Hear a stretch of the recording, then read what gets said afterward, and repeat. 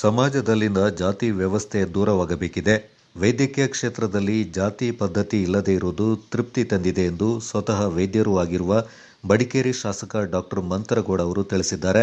ಮಾನವ ಬಂಧುತ್ವ ವೇದಿಕೆ, ಮಹಿಳಾ ಬಂಧುತ್ವ ವೇದಿಕೆ ಮತ್ತು ಪ್ರಗತಿಪರ ಸಂಘಟನೆಗಳ ಸಹಯೋಗದೊಂದಿಗೆ ನಗರದ ಬಾಲಭವನದ ಸಭಾಂಗಣದಲ್ಲಿ ಇತ್ತೀಚೆಗೆ ನಡೆದ ಸಮಕಾಲೀನ ಬಿಕ್ಕಟ್ಟುಗಳು ಮತ್ತು ಸವಾಲುಗಳು ರಾಜ್ಯಮಟ್ಟದ ವಿಚಾರ ಸಂಕಿರಣದಲ್ಲಿ ಮುಖ್ಯ ಅತಿಥಿಯಾಗಿ ಪಾಲ್ಗೊಂಡು ಅವರು ಮಾತನಾಡಿದರು.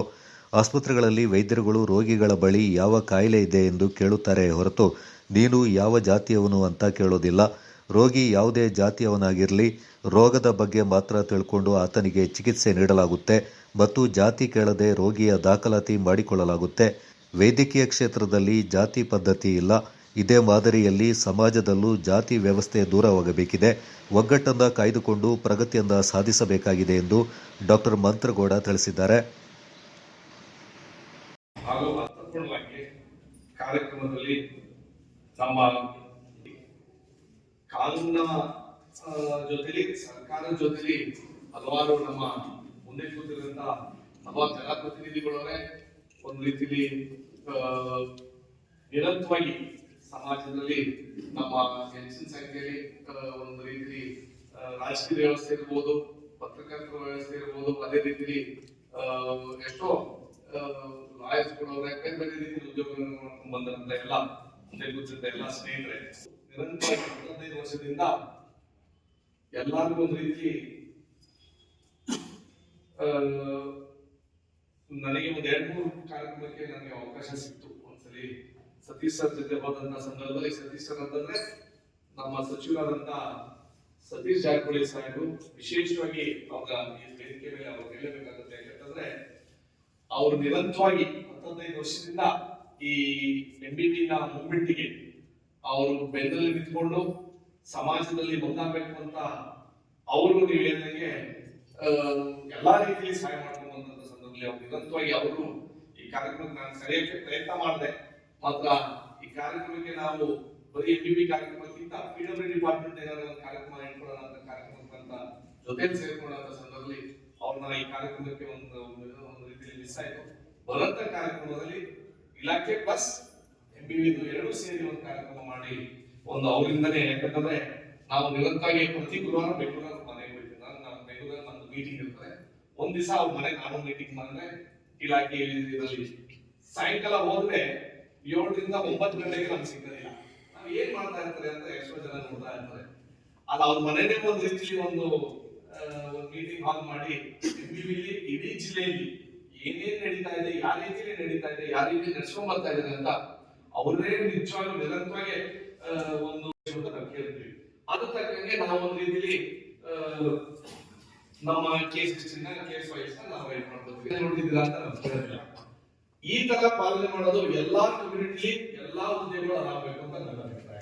ಇದು ಡಾಕ್ಟರ್ ಮುಖಾಂತರ ಒಂದು ದುರ್ಬೆ ಲೆಕ್ಕದಲ್ಲಿ ಮಾಡ್ತಾ ಇದ್ದೀವಿ. ಮತ್ತು ನಾವು ನೇರವಾಗಂತೂ ಯಾವ ಜಾತಿ ಹುಡುಕಿಲ್ಲ ಅಂತ ಯಾಕೆ ಹೇಳ್ತೀವಿ ಅಂತಂದ್ರೆ, ಕೆಲವು ಕಾಯಿಲೆಗಳು ಒಂದೇ ಕಮ್ಯುನಿಟಿ ಬರುವಂತ ಸಂದರ್ಭದಲ್ಲಿ ನಿಮ್ಮ ಪ್ರಿಡಿಸ್ಪೊಸಿಷನ್, ಫ್ಯಾಮಿಲಿಯಲ್ ಪ್ರಿಡಿಸ್ಪೊಸಿಷನ್ ಅಂತ ನಾವು ಹೇಳುವಂತ ಸಂದರ್ಭದಲ್ಲಿ ಕೆಲವು ಟೈಮಲ್ಲಿ ಉದ್ಭವ ಆಗುತ್ತೆ.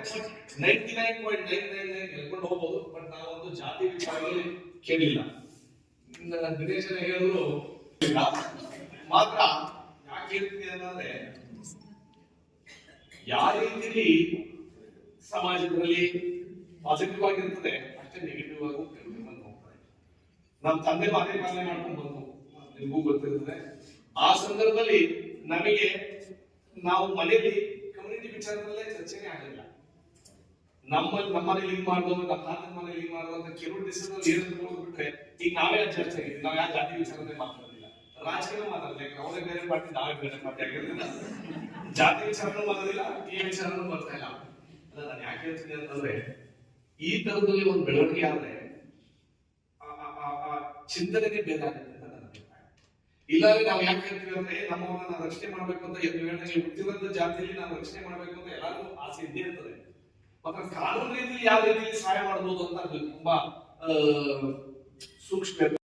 ಬೇರೆ ಕಷ್ಟದಲ್ಲಿರೋರಿಗೆ ಸಹಾಯ ಮಾಡೋಂತ ಅವಕಾಶ ಇದ್ರೆ ಅವ್ನ ಜಾತಿ ನೋಡಿ ಸಹಾಯ ಮಾಡಬೇಡಿ, ಅವ್ನ ಕಷ್ಟ ನೋಡಿ ಸಹಾಯ ಮಾಡಿ ಅಂತ ನೀವು ಹೇಳಕ್ ಇಷ್ಟಪಡ್ತೀನಿ. ಯಾಕೆಂತಂದ್ರೆ ನಾವು ಅವ್ರ ಹತ್ರ SC ಕಮ್ಯುನಿಟಿ ಇರ್ಬೋದು, ST ಕಮ್ಯುನಿಟಿ ಇರ್ಬೋದು, ಮೈನಾರಿಟಿ ಇರ್ಬೋದು, ಅವರೆಲ್ಲರೂ ನಮ್ಮ ಜೊತೆ ಬರ್ತಾರೆ ಅಂತ ಆ ಮನೋಭಾವನೆ ಇಟ್ಕೊಂಡು ನಾವು ಏನಾದ್ರು ಸಹಾಯ ಮಾಡಿದ್ರೆ ಅದಕ್ಕಿಂತ ಮೂರ್ಖತನ ಯಾರಿಗೂ ಇಲ್ಲ ಅಂತ ನಾನು ಹೇಳಕ್ ಇಷ್ಟಪಡ್ತೀನಿ. ರಾಜಕೀಯ ಬಿಟ್ಟು, ಜಾತಿ ಬಿಟ್ಟು, ಕಷ್ಟದಲ್ಲೂ ಬಡವರಿರೋರಿಗೆ ಸಹಾಯ ಮಾಡೋಂಥ ಕೆಲಸ ನಾವೆಲ್ಲರೂ ಮಾಡ್ಬೇಕು. ಆ ವಿಚಾರದಲ್ಲೇ ಇದ್ದಂತ ಸಂದರ್ಭದಲ್ಲಿ ಸಾರ್ವಜನಿಕರಿಗೆ ಒಂದು ರೀತಿ ಒಳ್ಳೆ ಬೆಳವಣಿಗೆ ಸಿಗ್ತದೆ ಅಂತ ನನ್ನ ಅಭಿಪ್ರಾಯ.